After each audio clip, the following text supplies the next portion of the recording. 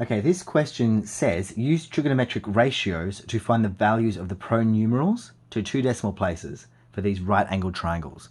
So the trigonometric ratios are just those things we've been learning about. Sine theta equals opposite over hypotenuse, cos theta equals adjacent over hypotenuse, and tan equals opposite over adjacent. So that's SOH, CAH, all right? You've got to know your SOH, CAH, all right? And each of these represents the trigonometric equations from trigonometric ratios, and we use that to solve these problems. So I'll show you how to do that for this problem. Let's start with 3A. 3A is a right angle triangle. So it has to be a right angle triangle to do trigonometry. And it has a 35 degrees here, 35. And it has A, so that's our pronumeral. Our letters are our pronumerals, or our unknowns, or our variables. And we have a 7. So we have 7 here, nothing's written here, and we have an A here. This tells us that we need to find A. This is the pronumeral. And we have this, and this we don't have. So this is where we have to decide which of these to use by working out the names of the sides of the triangle. Now the hypotenuse, always start with the hypotenuse. It's the one opposite the right angle. It's the longest side, okay? This is our hypotenuse here. We have the hypotenuse.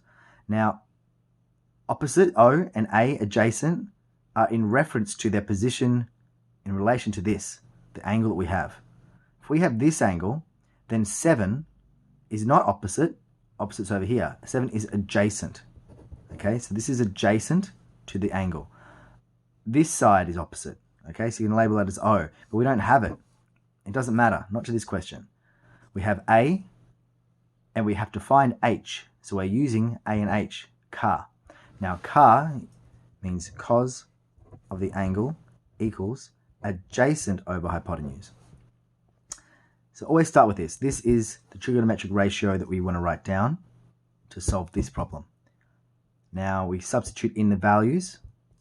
Cos, instead of theta, which is the angle, it's 35. So cos 35 equals adjacent 7 over alpha, or A. Now, whenever you see the unknown on the denominator on one side, you can just switch it with whatever's on the left-hand side, okay?